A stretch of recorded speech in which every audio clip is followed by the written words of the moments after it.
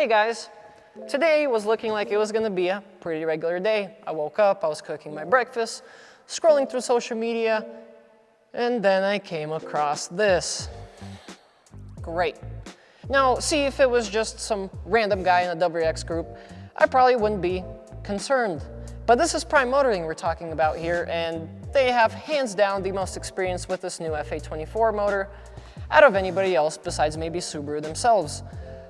So immediately I start going to WRX pages thinking, Subaru couldn't have messed this up. They can't mess this up. They can't mess this up. They can't mess this up. Oh my God, they messed it up.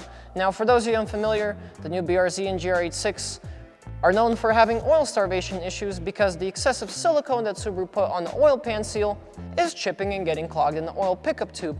However, this is the first time that I'm personally hearing about that problem on the new WRX. So today we're gonna be investigating by ripping off the oil pan and having a look ourselves. I'm Ernie from Rally Sport Direct. Let's get to the bottom of this. Now, quick disclosure before we begin. If your warranty is still valid on your 22 WRX, I probably wouldn't do what I'm about to do. Because if your engine does break somewhere down the line and you want to get it warrantied, some Subaru tech might find clues that you've taken your oil pan off, and there goes your engine warranty. Now, contrary to popular belief, dealerships are not your friend, at least not after you buy the car. Ask me how I know, I've worked at a couple. Now, you should always treat car warranty questions like you treat questions at a traffic stop. Never, even for a split second, do you think of incriminating yourself. All right, so could you tell me a little bit about how you drive your car exactly? I'd just be like destroying canyons and that thing, like on the daily, you know what I'm saying? Like just banging off a red line, like every single gear, dude. I'm gonna be like the next Travis Pastrami, you feel me, dude? Let me quickly give you an example. Blake is an owner of a GR86. Blake's GR86 decides to spin a bearing at 13,000 miles because of said oil starvation issue. Now, Blake reaches out to his local Toyota dealership where he gets assigned a field technician. The field technician, however, decides that instead of going to look at Blake's car, he's instead gonna stalk him on social media, where he finds pictures of Blake driving his GR86 on the track. Now, can anybody guess what the service manager at that dealership did with Blake's warranty? He tore it up into little tiny shreds. Now, Toyota has since rolled back his decision, but only after being dragged by every major automotive publication. Now, if that's not some kind of cop activity by the dealership, then I don't really know what is. And with that being said, let's see if our shop WRX was destined for the same fate as Blake's GR. Hey guys, future Ernie with another disclaimer. If you're about to go through with this, I highly suggest you carve out multiple days. One, because RTV takes 24 hours to fully cure, aka you can't add any oil for the first 24 hours after you put your oil pan back on. And two, because the studs that Subaru uses in this car, from turbo to J pipe and J pipe to manifold, are absolute pieces of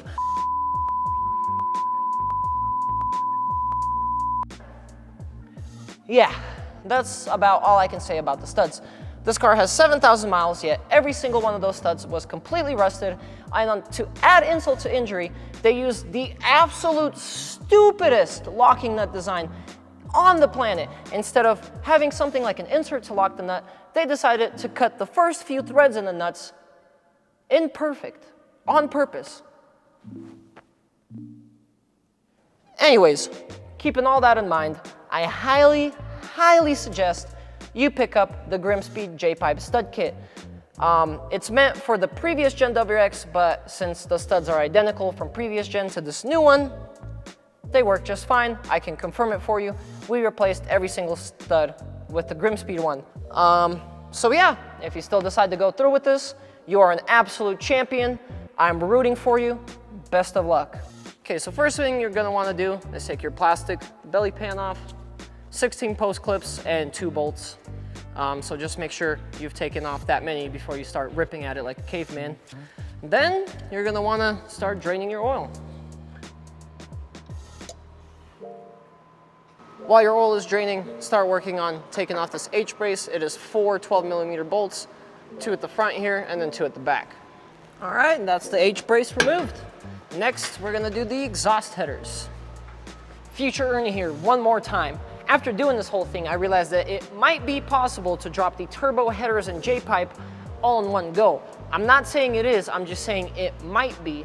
Because if you do that, you'll avoid the whole OEM stud fiasco that you're about to see unfold. Just keep in mind that if you are doing something like a J pipe down the line, it's probably better to get rid of those studs sooner than later, as they're just gonna have more opportunity to rust and get even more stuck in there. Quick overview before we actually start taking the headers off. So you're gonna have 3 nuts on this head right here, one right here, one right here, one in between the 2 headers. Same thing on the other head. And then you're gonna have 3 nuts to detach it from the turbo. Now the problem is, to get to the top nut, you're gonna have to take off this exhaust shield right here. I believe those are 10 mils, so we're gonna start with this. Here's a much better view of it. So with the bottom of the heat shield there, since it kind of has a lip, it can make it awkward to get to that 3rd nut, but there you have it, 1, 2, and 3.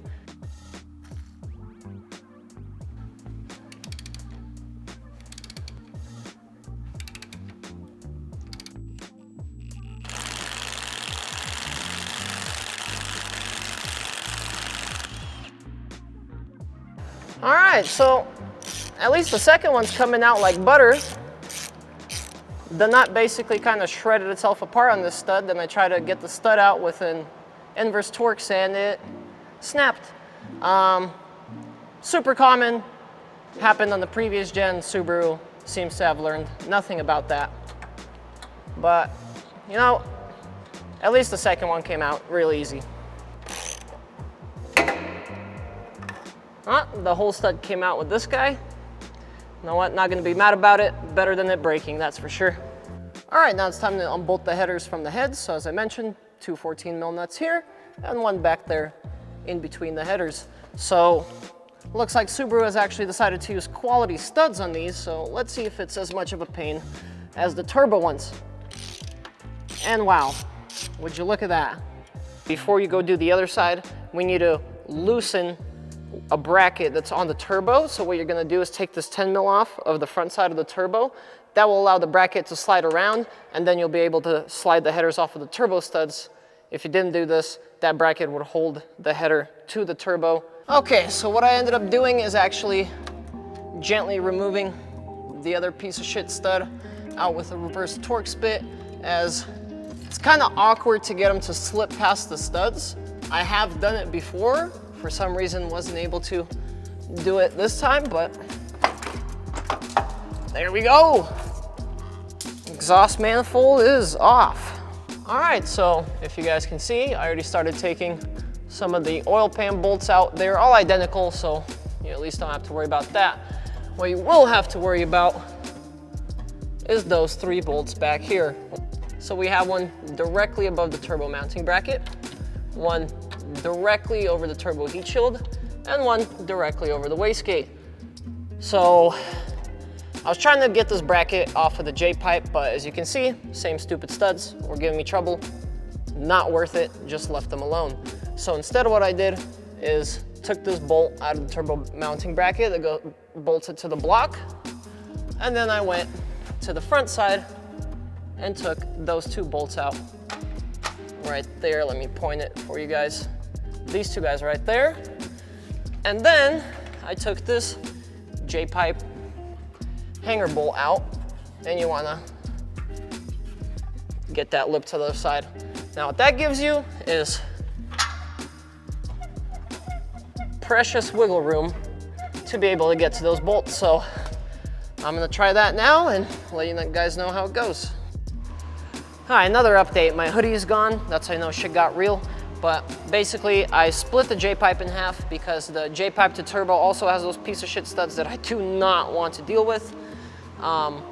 We took the inlet hose off, and I think something like a vacuum line off the turbo inlet, because that just gave it a little bit more leeway, and I was able to get the swivel guy in for the middle bolt that I showed you guys. That one seemed to be the most pain in the butt.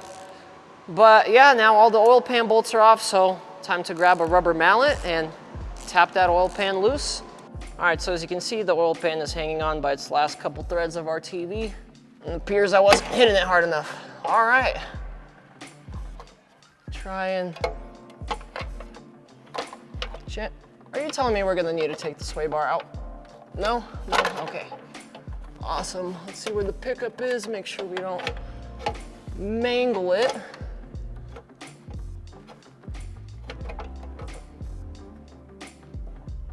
All right, we are off. All right, guys, moment of truth. Did we waste our time breaking studs, or was it worth it?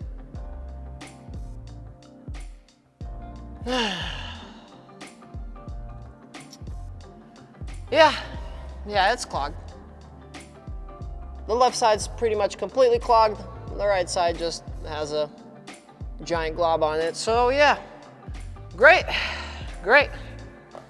All right, so looking at the oil pan now, I managed to find some little pieces of RTV in the bottom of it. These may have come off while we're banging on it to get it off, but yeah, as you can see, I already started trimming off all the excess that lives on the inside.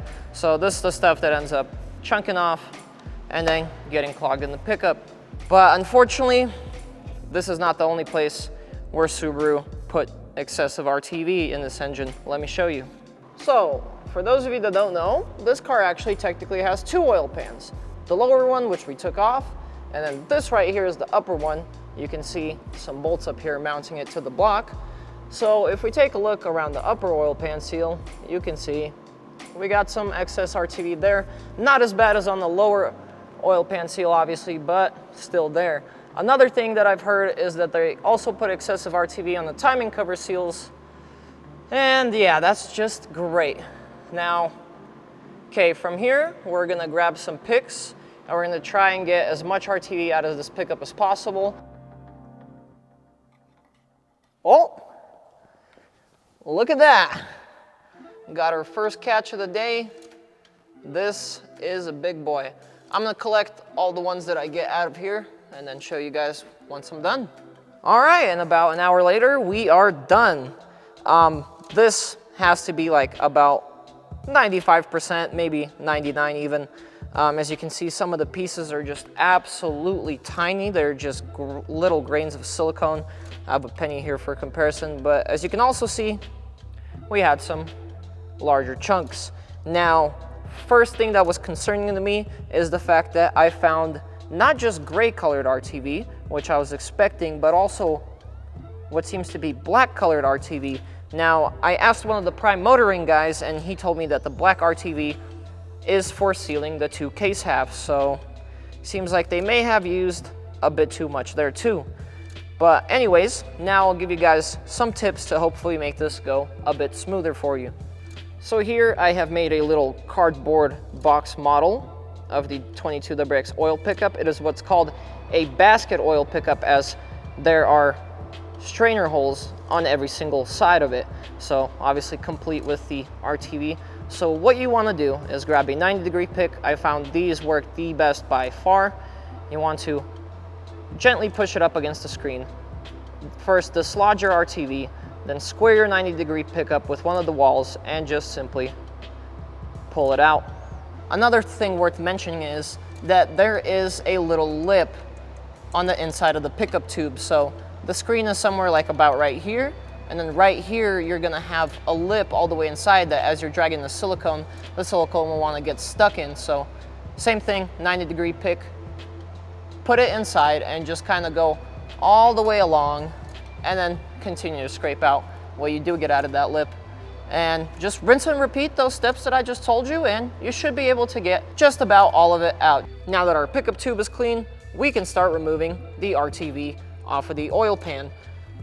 There are many ways to go about this, from least abrasive to most abrasive to damn near stupid. As you see, I've hit this corner with the wire wheel and it did scrape a little bit of paint off, but honestly that is nothing to be concerned about. RTV will fill right up in there and it'll seal just fine. I'm gonna get going on this. I'm gonna try a few different things and let you know what worked best for me. All right, so we are done cleaning the RTV off of our pan. There may be like a few little spots here and there, but I can't seem to get under those even with a razor blade, so I'm just gonna leave them. A metal wire wheel brush is maybe a little bit too abrasive. This is still really not likely to cause any issues. But keep in mind, this is a steel oil pan. If you have an aluminum oil pan, I definitely don't recommend using a metal wire wheel brush. Now, the plastic wire wheel brush, on the other hand, worked great. As you can see, it scratched the paint, but it didn't scratch all the way through the paint anywhere, which is a really, really good sign. So now I'm gonna just hit the crap out of it with brake clean, wipe it all off, and maybe run some compressed air or brake clean through these oil return lines right here. All right, so now for the part that's not gonna be nearly as fun to clean, the upper mating surface. So first thing you'll notice is that there is a little step up, and you are gonna have a ton of RTV all along that step up. This is where you don't have to get it absolutely perfect, as there's no step up on the oil pan to match it. What you really want to focus on is this main mating surface right after the step up. Luckily, most of the RTV is gonna come off with your oil pan, so you won't have a whole lot to clean up here, but just make sure that you really clean the mating surface. And also, this is aluminum, so do not use a metal wire wheel. All right, once your mating surfaces are clean, this is where you're gonna have to make a decision. Drop the turbo or don't. Now, while there is enough room to cram the oil pan back up in there with the turbo still on the car, it's really not a whole lot of room. And I have relatively shaky hands, so I would absolutely get RTV everywhere and have to try over and over and over again. Now, another reason I will be dropping the turbo is because the guys next door at Northridge offered to weld some nuts on those garbage Subaru OEM studs and get them out for me, as long as I can get the turbo over to them next door. All right, for those of you that have been following along, you'll know our turbo is pretty much good to go. All we have to do is disconnect the O2 sensor, the bypass valve and wastegate, as you know, all three are electronically controlled. And then we just have to undo a few coolant and oil lines, and that's it. She'll be good to go. Now, what's gonna come in extra handy here is a pair of these locking hose clamps. You'll be able to pinch your coolant hoses with this and then lock them in place, so when you take them off, all your coolant doesn't leak out, and then you don't have to sit there for hours burping your coolant after you're done. So let's get cracking on it. All right, so we'll first start off with our O2 sensor wire. Now, there are two places where it clips in, one on the cover for the crankshaft pulley and another one up here by a coolant line. And then it plugs into the wiring harness. I'm not sure if you guys can really see all the way up here, but you're just gonna push on the clip and it'll pull right off. Now we'll get to our wastegate and bypass valves. All right, so our wastegate controller clips right here, and then the bypass valve controller is back behind it. I'll be able to show you guys better once I get it off the car, but it points towards the front and a bit upwards. All right, we're gonna start with this oil line, and I'll get this little clamp off and just have a little shop towel to catch what oil does come out. Shouldn't be a lot, since, you know, it's been sitting here draining for about 24 hours. And yeah, it looks like a little bit did come out, but not a whole lot at all. All right, now at the front we have two lines. The back one seems to be a coolant line, so that one will have to be pinched off, which is gonna be kind of awkward, but luckily I do have a smaller size of those locking hose clamps. So let's give this a shot. Come on, come on, no you want to. Yes. Did that really work? Oh, maybe it didn't. Think, think, think, think, think, think, think.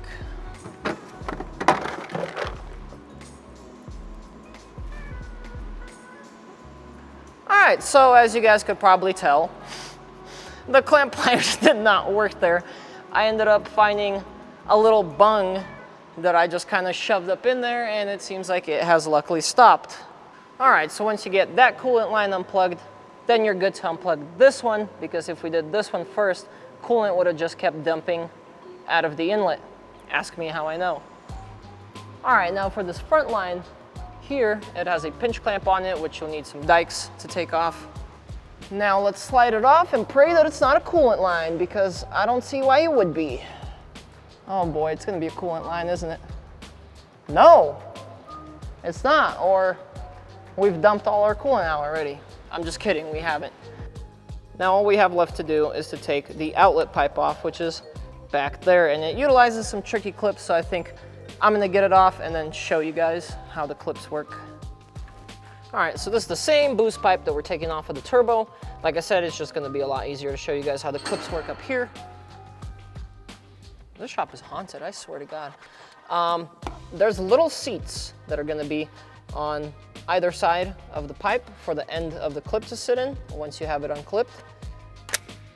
Like that. It just pops into the seat, and you do the same to the other side. Now the issue I was having, and I'm guessing most likely you guys will have, is that once you have one unclipped and then you start unclipping the other, this one clipped back in. So I think it took me about 6 tries before finally the other side decided to stay in. And yeah, so yeah, just get that unclipped and then move on.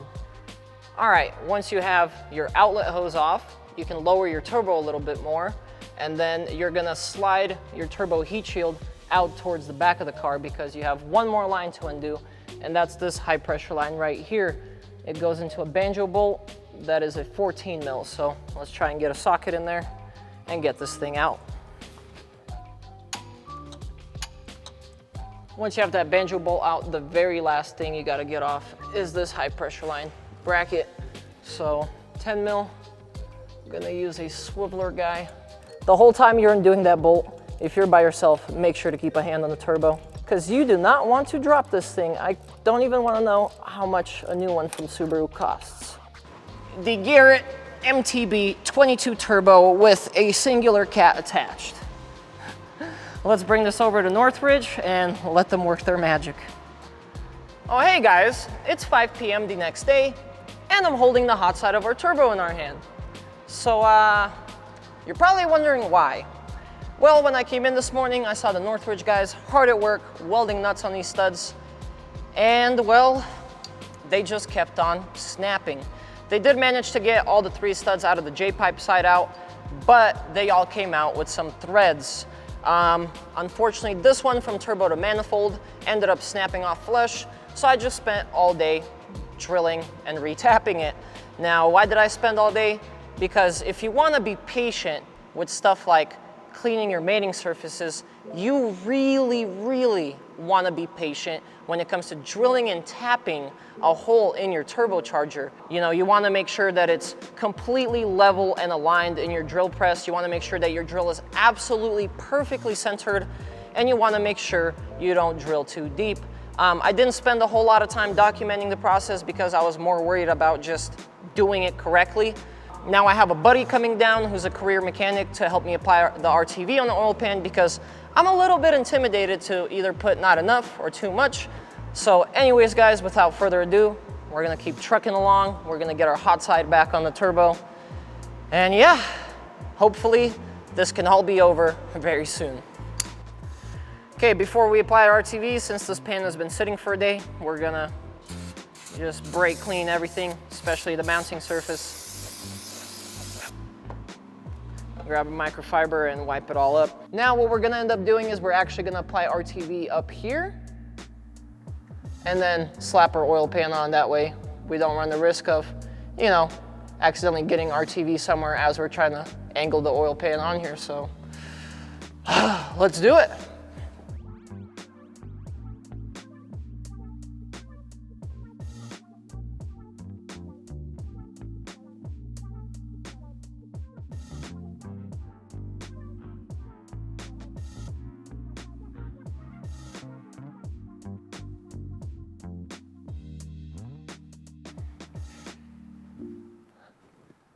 I see, getting in between the pickup and the sway bar is kind of a pain. Okay, so we have all our bolts snugged, not torque. You want to just snug them and then wait for an hour for it to dry. Then go back and torque everything down and then wait 24 hours before adding oil. All right, so we have our oil pan bolts nice and torqued, 4.7 foot-pounds. Remember to tighten in a star pattern like you would a wheel. The RTV needs 24 hours to cure before you can add oil, so in the meantime, we're gonna start putting our turbo back in place. All right, so I hope you guys can see that. It's kind of a pain to get it lined up right, since, you know, it is a hard line, so not much flexibility to it. I'd recommend just playing around with it and seeing exactly what spot the bolt likes to sit straight down in, and then just keep it in that spot and try to align the turbo according to that. All right, so our pressure line is on. In case you guys are worried about lining up the holes on the banjo bolt with the fitting, Subaru leaves a little blue line on both of those, kind of like what you see on this hose clamp. So just line up those blue lines and you shouldn't have any issue. Go. Should be good right there. Once you have those two front lines done up, we can go ahead and plug in our bypass valve and wastegate. And then we can also put this vacuum hose back on. Once that's all done, we're gonna get our pressure line bracket on. And then after that, we're gonna line up our boost pipe and bypass pipe and just lift the turbo up until those clip. Okay, good push. Oh, and it clipped in. Okay, so looks like it does have room to move around in there, but it is actually in. Interesting. All right, our oil is in, car's back up off the ground. I'm watching the oil pan right now. I'm gonna wait for about an hour and then start bolting everything up together. And for those of you curious, yes, the engine oil does sit above the lower oil pan once you put your 4.6 quarts in there. Otherwise, this would be completely pointless. So yeah, now it's just a waiting game and also a praying game. Came back from the bathroom and almost pooped myself all over again when I saw this. Turns out we just didn't have our drain plug tightened. So, but yeah, otherwise, been about a half hour. So far, so good. All right, so it has been about an hour. No oil seeping anywhere. Love to hear it. We're gonna start putting our J Pipe back on. Grimspeed is also kind enough to send us over their J Pipe gasket. It is a 7-layer compared to the OEM 2. The OEM also uses one of the layers stretched around to be a fire ring, versus Grimspeed has a separate piece for the firing. The Grimspeed gasket should probably be more reusable than the OEM, because as you can see, the OEM used once. I don't really trust this going back in. So anyways, let's take the Grimspeed guy and throw it in.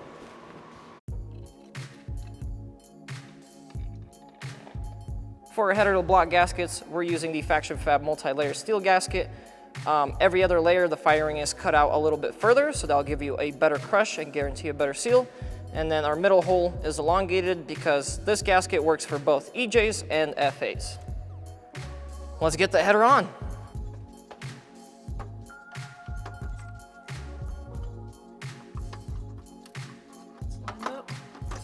That's lined up, beauty. So we finally got the turbo and manifold to line up. You're probably going to want to leave every mounting bolt kind of loose, so just then you do have room to move everything around and line things up. But now that we got our first stud in, we're going to use the double nut method to drive it in all the way. All right, so our studs are in. We did have to compromise and use a bolt for the top hole because there's just no way to drive these studs in to that upper hole. And also, if there's already a stud in the turbo, it's really, really hard, if not impossible, to get the headers on. So had to compromise, use a bolt. Now we're gonna torque them all down. The torque spec is 47.9 foot-pounds. I'm really scared to do this one. Woo! Thank God. This is the one we drill and tapped, and I was just absolutely terrified to tighten this, but looks like we did a good job because it held. All right, now we're gonna put our mid pipe back on, get the heat shield to the headers. All right, so our mid pipe's on and all tightened up. I did a quick little checklist, ran through everything, made sure everything's tight. I'm gonna put this brace and our H brace back on. Not gonna do the plastic skid pan yet, as I'm gonna wanna monitor for leaks in the next couple of days. Then we'll get our coolant funnel in and filled up and start the car. All right, so after playing around with our coolant funnel, I realized that we do not have the correct attachment for this car, so we're gonna do this the old way. I checked the coolant reservoir. We are still an inch or two above the low line, but that could easily be because there's air in the system. So what I'm gonna do is I'm just gonna add some Subaru OEM coolant to the radiator and just leave the cap off. But before we do start this thing, I would like to prime the turbo with some fresh oil because while we had it out, all the oil obviously leaked out. And while it's not a new turbo, so it's not completely necessary, I'd just rather be on the safe side of things. And there's actually a really cool feature on this car that lets you easily do that. Let me show you guys. All right, moment of truth here. So if you ever want to prime the oil in this car, what you're gonna do is you're gonna turn on ignition first, I guess. Then you're gonna push your clutch pedal as if you were gonna start the car. And then you're also gonna floor the gas pedal. I know it sounds scary, but just watch this. Once I push the button, the car will just start cranking, which means it will start pushing oil around places. And then, as soon as you want it to stop, you just click the start-stop button again, and you're good to go. So here we go. As you can see, no combustion is happening. We are just simply priming the oil system. Now, I feel like we're done for now. Oh, actually, I guess you can do it automatically. So that's nice. We're gonna go one more time just to be safe.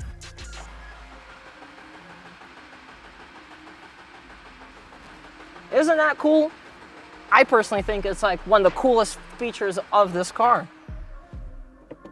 All right, should be all primed and good to go. So here we go, let's start her up.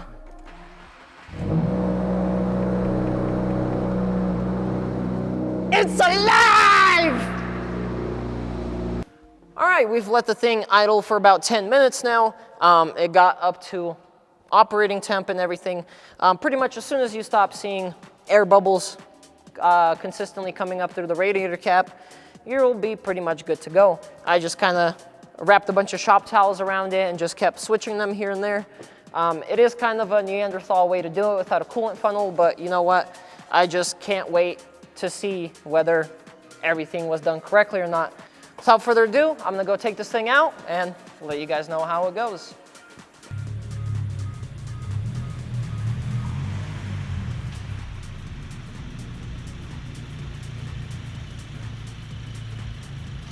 All right, so after flashing it to the Cobb Stage 1 tune, took it out, ripped it, hit, I believe it was 15.1 pounds of boost, which is to be expected with that tune. Spools as quickly as I remember and pulls hard through the whole rev range. The reason I was concerned with the turbo possibly leaking was, well, A, we couldn't find a torque spec for the V-band clamp on the turbo, and B, after drilling and tapping, we were a bit concerned that it might not seal properly, but seems all is well in the turbo department. Now I'm gonna keep the plastic skid pan off for a few more days just to monitor to make sure that the oil pan doesn't start springing a leak. It's finally over. My worst nightmare has come to an end. So what have we learned? Well, unfortunately, the RTV issue in this car is very much real. Now, is it gonna go blowing motors left and right on a daily basis? You know what? Probably not, at least not for some years to come. Because of the basket pickup design, I think it will take some time for us to start seeing motors being blown from it, on a regular basis. But if you're anything like us and you're planning on making big power, taking this thing to the track, and just driving it hard in general, those things combined with reduced oil flow will absolutely pop your motor like no tomorrow. Now, the second thing I learned is that the studs that Subaru uses in this turbo are complete garbage. They are the only reason that what should have been a relatively easy 2-day job turned into a 4-day living hell. I still really can't get over the fact that they got tons of complaints about it from the previous generation, yet they still decided to put it in this new generation. And last but not least, if you guys enjoyed today's video, make sure to leave a like and subscribe, as this was kind of torture for me. But you know what? If this saves at least one WRX motor and brings some more attention to it, I will consider it well worth it, and I would do it all over again. And as always, guys, I love all of you. I hope all of you are having a great day, and I'll see you guys in the next one.